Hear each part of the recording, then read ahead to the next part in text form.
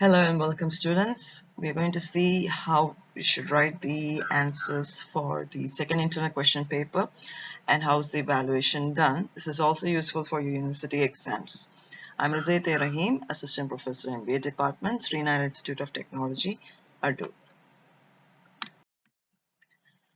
So this was the first part A of your question paper that carried 30 marks. Right, so the total marks given for your question paper is 50, out of which 30 marks is for part A and 20 marks is for your case study. Now part A has 6 questions here, and each question carries certain marks. So let's see these questions one by one. The first question had 4 subparts and each subpart had 1 mark, and totally you have to answer 4 subparts and total marks given is 4 marks. The first question is ethical egoism. What is ethical egoism? Ethical egoism means you're taking the view that an action is morally right if its consequence is good for an agent performing the action. Means if you do something for your own selfish ends or selfish needs or for your own benefit, that means you're exercising ethical egoism. You can write it in your own words as well, but you have to include certain words like morally right, action, consequence, agent. So these terms are important. See that you include these terms in your answer, right? Ethical altruism. Ethical altruism means, altruism is what? Means you're doing something for others. So it's an action is if the action is morally right if its consequence is good to individuals other than the person or the agent who performs the action. So that carries again 1 mark. So when you write, you can write 1 sentence or 2 sentences. 1 sentence if you write, it should be really good sentence, so you can get 1 mark. Utilitarianism. Utilitarianism means it holds the view that right actions are those that maximize total utility, that is the greatest good for greatest number of people. So the actions that lead to greater happiness of greater number of people, that means you're doing something utilitarianism. You're doing an action that is totally utilitarianism action. That is, you're doing the actions are for others or the benefit of maximum number of people. Integrity. Integrity is a character that reflects a person's degree of honesty. Adherence, very important, that word is important. Adherence means sticking on to or clinging on to, or you're following something strictly, to moral principles, and a complete harmony of one's thought, speech and action. So that thing, that quality of character that doesn't change under any circumstances, that is known as integrity, and that is in simple words. So but when you write the answers, you should include character trait, degree of honesty, adherence. Those words are very important. So these are important words that you should include in your answers. So you get 4 marks. Question number 2, Carol Gilligan's theory of moral development carries 4 marks. So how do you write it? Is that you have to describe both the morality. So if you describe the care-based morality, you get 2 marks, and justice-based morality, you get 2 marks. Total 4 marks. Leadership frame. Next question is leadership framework in detail. So you have to definitely have the diagram. So diagram carries 2 marks. Description of all the 3 will give you 4 marks. Total you have 6 marks. Next question is the difference between moral and entrepreneurial leadership. So when you write that, so you have to describe each type. You have to describe what is moral leadership. You have to describe what is entrepreneurial leadership. And then you have to write the differences.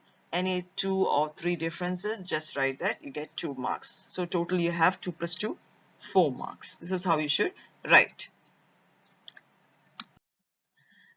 Now, the 5th question is, what are the various roles played by engineers in society? You can discuss 4 roles out of 6, but the 4 roles should be really clearly written, and these carry 4 marks. If you write 6 roles, that would be great, so that you can be sure that you get the 4 marks. But if you write the 4 questions, 4 types only or 4 roles only, that means you have to write it really well and not forget anything in between. So these are the important 4 roles. You can even write the 6 roles. Next question is leadership types. Now when you say leadership types, I have given what all types you have to write. So VUCA is there. VUCA leadership means you have volatility, uncertainty, complexity, ambiguity, all those things, all those terms should be described, and there should be an example of VUCA. Okay, that is when it was formed, why it was formed. Okay, transaction leadership, description, example, if you can write some transaction leaders that you know. You can even write about the boss, superior, and the relationship between a superior and a subordinate in a company, in a private company, because when you do something as a subordinate, when you work really hard, you get raised or promotions, but when you don't do your work properly, you have been transferred or something like that. So you can write the example. Transformation leadership, again, example, description and example. Transformation leadership, Mahatma Gandhi was a transformation leader. You can write an example of Mahatma Gandhi. Turnaround leadership, again, description and example. You can write Steve Jobs, who turned around Apple, or any person whom you admire who is a turnaround leader. Everything is there in your videos that I have given. Please go through those videos over and over again to get the concept really clear. Any doubts, please ask me at any time. Now the next part of the question paper is part B, case study. Case study, when you get the case study, make it a point that you read at least 3 times the case so that the thing sinks into your subconscious or your mind, and you understand the idea behind the case study. So this is a very real case study that happened long back in 1984 in Bhopal, Madhya Pradesh. So the Union Carbide, there was a factory that Union Carbide India had built in Madhya Pradesh. It was manufacturing pesticide, MIC, that is methyl isocyanate, very, very potent and dangerous chemical. And they have runaway reaction had occurred in the storage tank of methyl isocyanate, which was used to manufacture pesticide. The valves of the tank had burst and the cloud of poisonous gas had escaped. So this is what happened. The winds carried it to nearby shanty towns and the populous city of Bhopal, where thousands of people died in their sleep or woke and died while fleeing. So what happened? There was a gas leak, and the gas leak, it was in the middle of the night, and people were asleep in populous. This factory was not in a secluded area or a rural area, but it was in the city, nearby to a city where over 1,20,000 people were there. Out of 50,000 people were exposed to this gas in one night, and people were running in the dark, and some of them even died in sleep. Those who survived suffered from burning eyes and lungs, and local medical facilities, doctors didn't know what to do with this condition. So in coming weeks, more and more people died. The killer gas spread throughout the city, sending residents scurrying through the dark streets. No alarm was sounded from the factory. No one knew about this. Nobody knew what is happening. Okay. When victims arrived at hospitals, breathless and blind, doctors did not know how to treat them. And Union Carbide had not provided any emergency information. Union Carbide did not give them any emergency information. Union Carbide itself didn't have any emergency protocol to look into. So perhaps most importantly, at the time of the tragedy, staff did not realize the gravity, the importance, the seriousness of the situation. They even went for a tea break and noticed that, and they didn't notice a leak for even after for at least 1 hour, and they didn't take the time to fix it. They were taking their own sweet time to fix it. They didn't realize how serious it was. The operator in the control room did not notify his supervisor. A lot of ethical issues are now, you are seeing that a lot of ethical, you yourself feel that it was not right, it is morally wrong, professionally they were not doing their job well. The disaster raised some serious ethical issues. Pesticide factory was built in the midst of a densely populated settlement. So UCIL chose to store and produce MIC in an area where nearly 120,000 people lived. So this is a dangerous chemical, and this factory was built near a settlements of more than 120,000 people, and the MIC plant was not designed for anything, for any contingent situation like this, or runaway reaction.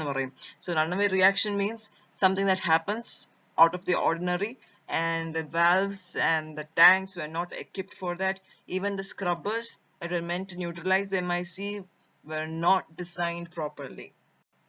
So this is the case. Now let's see how you answer the questions.